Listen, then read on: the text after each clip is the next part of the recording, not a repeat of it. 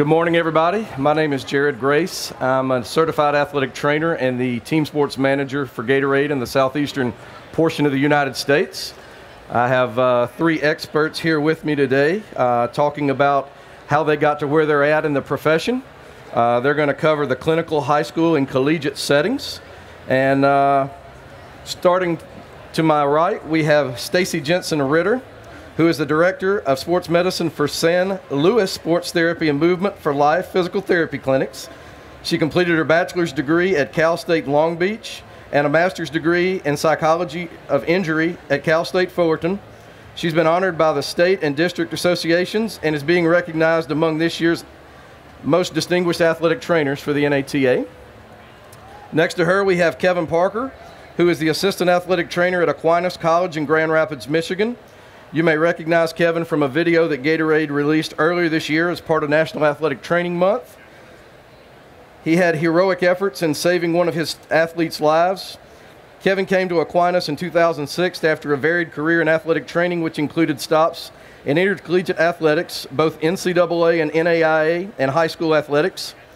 He received a bachelor's degree in athletic training from Miami University and a master's degree in education from Auburn University.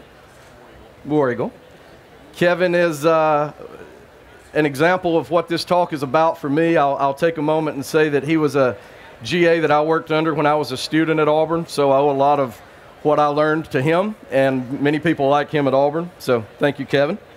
And then finally on the stage we have Jason Cates, who's the Director of Athletic Training at Cabot Public Schools in Cabot, Arkansas. He's been active in athletic health care for secondary school athletes at the state, district, and national levels since 1996. Jason has served on several committees at all three levels and is past president of the Arkansas Athletic Trainers Association. He also currently serves as the chair of the Arkansas Activities Association Sports Medicine Advisory Committee. Jason received his Bachelor of Science degree in kinesiology with an emphasis in athletic training from Arkansas State University. Before diving into the panel, we want to remind everyone that we're live streaming these chats on our Facebook and Twitter sites, so you can visit Gatorade Performance Partners social pages. Now for our questions. All right, drum roll, please. I'll kick things off with a question for all three of you. It is, what led to choosing the area that you work in? And Stacey, I'll let you start us off. Well, thank you all for attending, and thank you to Gatorade for the opportunity. And I will start by saying I did not choose where I am today. It kind of chose me. I started as a Division I university athletic trainer. I also taught classes at Division I university. I ended up as a first full-time certified athletic trainer at a high school after that. Then I became an outreach program director for 11 high schools in California. I also started an industrial athletic training program. We've successfully transitioned all of our high school athletic training positions to full-time district now. So I no longer have an outreach program to run. And now I'm the program coordinator for our concussion rehab for our San Luis Sports Therapy. We've got 23 clinics in 3 states. So we've developed a concussion rehab program in support of athletic trainers. So I've had many settings along the way. This is my 25th year in the profession. And none of those things did I seek out and choose. They all sort of found me. So just being open to those opportunities and being willing to learn new things and try something new has what's kept me, in the field in so many different settings over the years. Kevin? Much like Stacey, it's been more about opportunities at that time. Started out in small college athletics, moved to the Division I athletic level where at that point in time I met my now wife, and since then it's sort of been riding her coattails to success because she's in a much better position than I am. She's a full-time faculty member at Grand Valley State University, and we ended up, people ask me all the time, well, how did I end up at Aquinas College? You've been there 12 years. We were moving to Grand Rapids regardless because of her job, and there just happened to be at the same point in time a job open at Aquinas College. So it's very much serendipity or pure luck that I am where I am. Jason? Early in my career, had the great opportunities to be kind of in the right place at the right time, working with some professional opportunities, pro athletics, Division I college, but through that, often found myself asking the same question many people have asked: is why do secondary school athletes not have that level of care?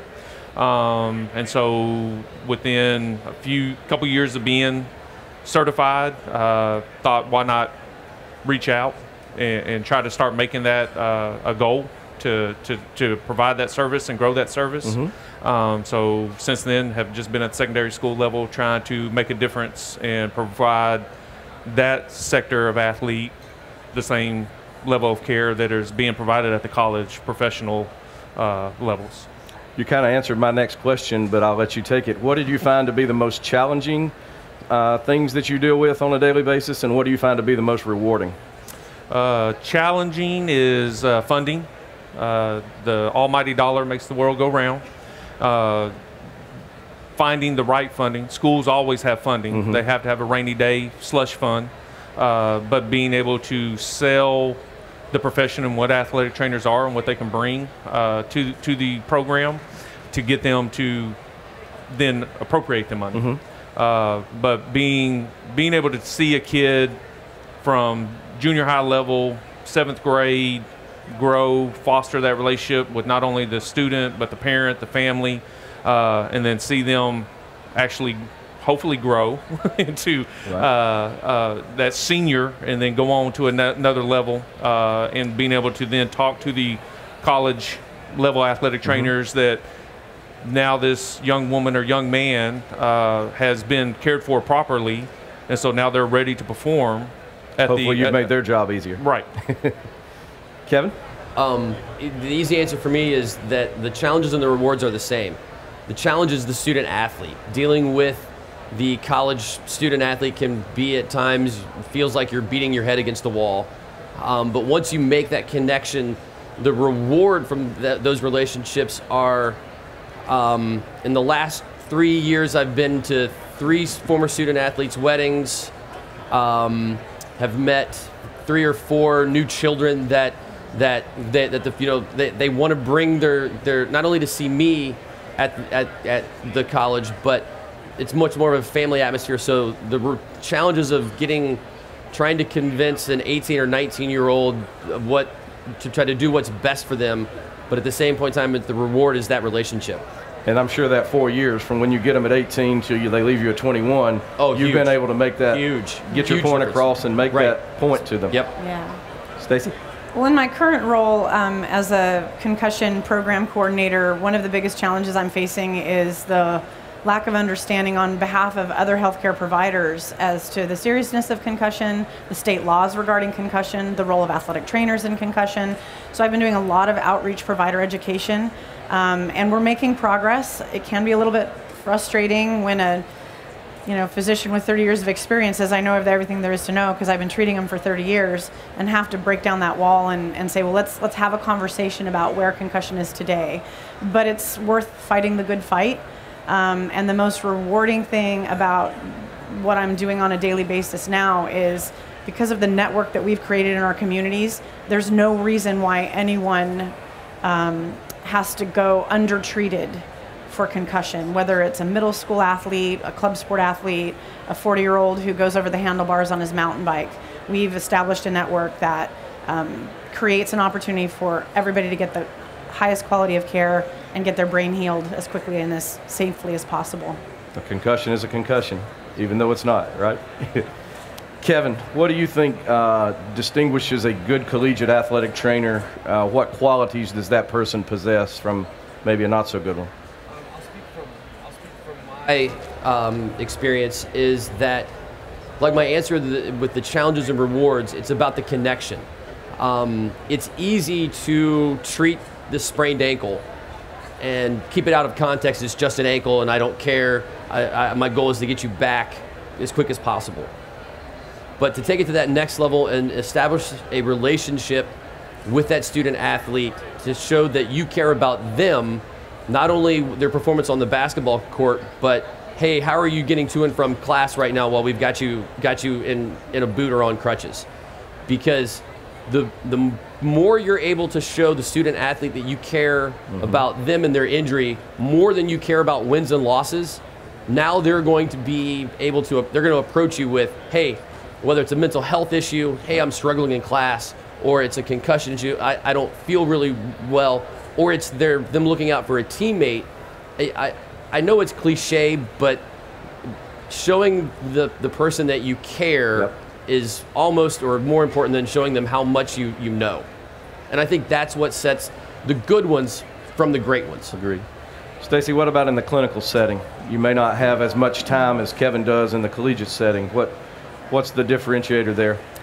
You know, I think regardless of setting, and what I used to tell my staff all the time, when you're faced with a situation where you have to stand up for what you know is right for your patient, that if we can be polite and we can be professional and we can be persistent, but also be patient with either the knowledge base that person or that family member or that provider is bringing to the conversation, and seize the teaching moment. And if they lack that understanding or that education, what a great chance to demonstrate what athletic trainers are good at.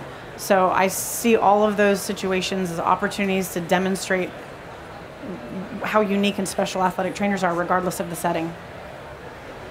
Jason, what about in the high school setting? Really just piggybacking off of what they say. I mean, it's a setting is a setting, but the job is the job, and you're dealing with people.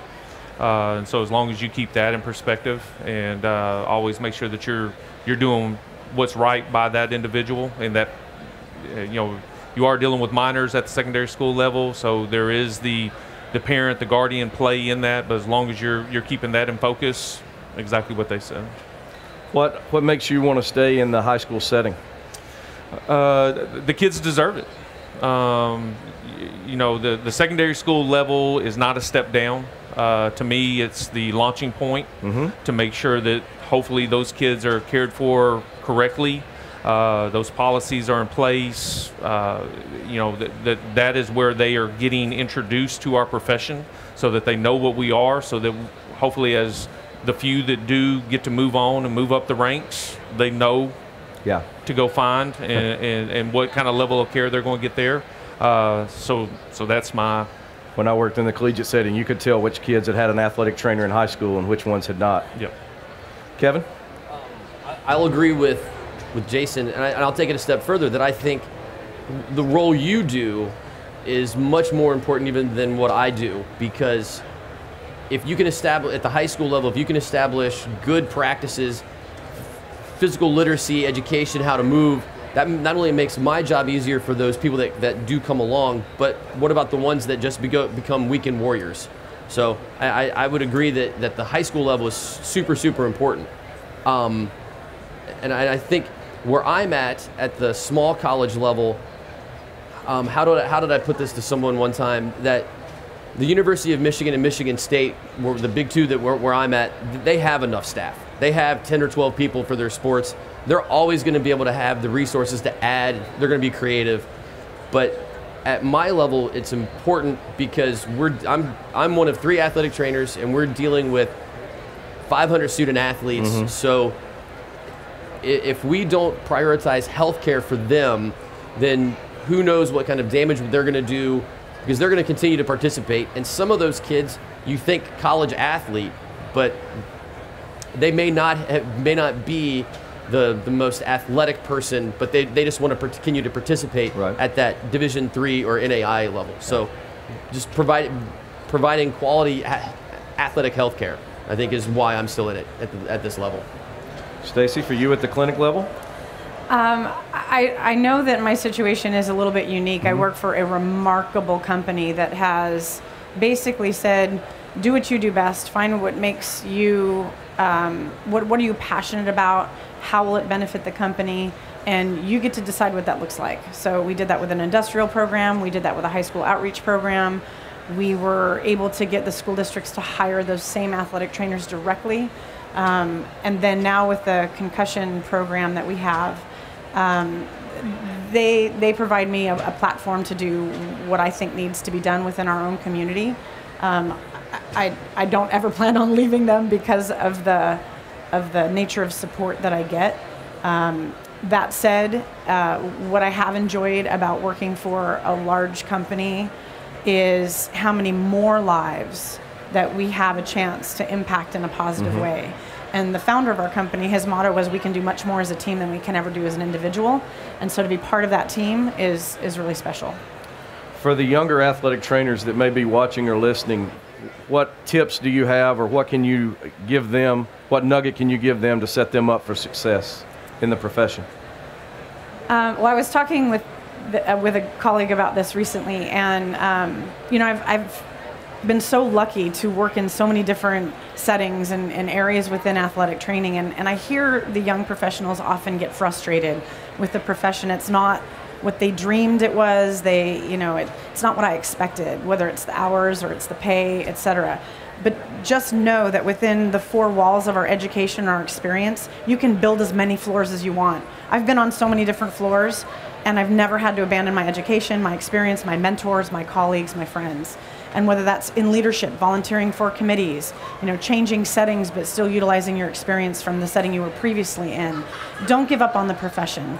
It has been rewarding countless times over, and I just feel so lucky to have found the thing I was meant to do. Kevin? I would say be willing to put in the time, and that makes it sound like, oh, you have to work. No, but you don't show up on day one of a new job and be considered the expert. You have to put in the work, show your leadership potential. If you're working with people, I tell our students all the time, never tell someone to do something that you're not willing to do yourself. Yep. And the students that have worked with me at the end of the soccer game, they see me making ice bags just as often as I tell the freshman student athletic trainer, make ice bags. Never put yourself above anybody else, and show up and do the work. Be present. If you're an athletic training student and you're sitting in the athletic training room, don't have your chemistry book out. Don't have your another subject out studying. Be where you're at. Be focused on there, so that when something happens, you're prepared, and then that will prepare you for when you're not being supervised, right, or on your own, that you'll be ready for the challenge. Jason? One of the things that I talk to our kids about, and even with our staff, is what is your stock market? What is the stock market doing today? If you're invested in the stock market, you know what it is. You know if it's up or down. You know if you're losing money or gaining money. But what is your professional, your personal, what is your stock market doing? And so we all want withdrawals. You're all going to ask something. You want a check at the end of the month. You want more supplies. You want this. You want a bigger budget. You want additional help. But what are you investing? What are you putting in to grow and develop? And so those are big things that I try to talk to our kids about, and the undergrad students that we're preceptors for, things like that, is what is your investment? What are you putting into it? Because you're going to want a withdrawal, and is your investment matching what your withdrawal is? Did you have any kind of internships or anything that you do in your continuing education to strengthen your qualities as an athletic trainer that you would advise others to look into, maybe younger people in the profession? Big thing is find a mentor. I think one of the best things that we do in the profession as athletic trainers is you don't have to develop the blueprint. Find what someone has done before you in a like situation. You may be having the same challenges, but know that, one, you're not alone, but two, how did you sidestep those landmines to have success? And so mentorships could be older, younger. My staff, I learn from them. Every day they teach me something new, and you can't be afraid to continue to learn and grow and develop. Kevin? I would say do the work, get involved. I don't care if you're a fresh grad or what, identify some areas in your state association that interest you. Serve on a committee, put some time in, because without someone putting the time in, that's how I'm paying down the debt from the people that showed me how to do things. And And that mentor relationship that I had, I'm now paying back by doing the same thing, by trying to be involved at the state level, doing things like this, that even if you're not the most comfortable in that situation, just show up, do the work, show some commitment, and it'll pay off in the long term, because you never know. You serve on a committee with someone, you never know where they're going to be in that phone call later is going to say, hey, I have this opportunity, right. Would you be interested?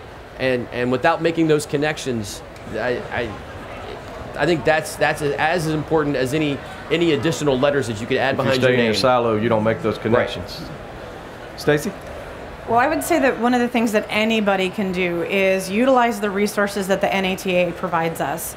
I don't think most of the membership understands exactly how much resource, support, literature, research that the NATA provides for us, and it's at our fingertips. So I'll give you a real world example. When I was asked if I wanted to start an industrial athletic training program, I had zero clue how to do that. None. I was traditional setting only, did not know where to begin. But I knew that, and at the time I think it was the clinical, industrial, and corporate was the name of the committee, and I knew that that's what they focused on. I knew that there was a committee within my District 8, and so I called up my committee chair and I said, I've been asked to start an industrial program. I have no idea how to do that. So he pointed me to where the resources are online, and then he gave me the names of colleagues that did exactly what I was hoping to do and said, give him a call. So I called one of his colleagues and said, he told me to call you. And he walked me through it, and he said, now the next person you should call is so-and-so. So through these people that I'd never met, but through committees and resources that were already available, I was able to start an industrial program that served 3 different corporations without knowing anything, without taking a class, without going to a session. It was all right there within our NATA membership benefits. We've kind of touched all around this, but the final question, and I'll start with you, Jason, is what do you look for when you're hiring a younger athletic trainer to bring them into your group? What qualities do you look for? People skills. Do they have the ability to connect? One of the things that I see a lot with our students in our high school sports medicine program is conflict. They wilt and they just want to shut down. And so I want to see how can they handle themselves, because we deal with people, we deal with coaches, we deal with administrators, we deal with parents. Not always in the happiest times it's either. Not always the happiest times. There are going to be conflicts, and so how can you continue to present yourself in a professional manner, but also how can you work your way through those and navigate it? Kevin? I agree completely with what Jason said. It's if you're a young athletic trainer and you've passed the certification exam, you know what to do. Now it's more about the soft skills, the people skills. Can you interact with people? Do I want to work with you? Do you want to work with me? But after that, it's show me some commitment. I don't expect you to eat, breathe, sleep athletic training in your job, but when you're at work, be at work, so that when the day's done, you can go home and you can leave work at home, and you don't have to worry about your cell phone going off and having to answer that and deal with a fire at work. Deal with that stuff at work so that you can have that cliche term of work-life balance. Yeah. But in order to have that, you have to be present and you have to be committed. Get the work out of the way during the day. Do the work. I mean, just get it done, then go have some fun. And I think all of us in this profession, we know that we like to work hard, play hard, but most importantly, get the job done. Stacey, what about in the clinical setting? What skill set are you looking for? Yeah, I've hired a lot of athletic trainers. I've looked at a lot of resumes and talked to a lot of candidates. And originally when I started hiring, I would hire for skill. Like, who's the best athletic trainer, who's got the best clinical skills, who's going to provide the best care. And over time it changed, and I started looking first for character. I want to hire someone who's got a great character. I can teach skills. I can't teach character. I can't teach loyalty. I can't teach integrity. I can't teach commitment, decision-making, ethics. Those are things someone brings to the table that make you unique above all the other candidates. If you're a new grad and you just passed the certification exam, you are the same on paper as every other person that just passed the certification exam. You have proven you can pass the certification exam. What sets you apart? Your strength of character sets you apart, so that when you're working out at a high school without me being directly supervising, I can trust that you're going to make the right decision every time. And if you're unsure what decision to make, that you'll ask for help. And I think a lot of young professionals are afraid to ask for help or afraid to ask questions because they think that's somehow an indicator of, well, I don't know enough, or I'm supposed to know this. Please know that asking questions and asking for help is a sign of strength and not a sign of weakness. Thank you. Do we have any questions from the audience? We've got about 5 minutes left before our time is up.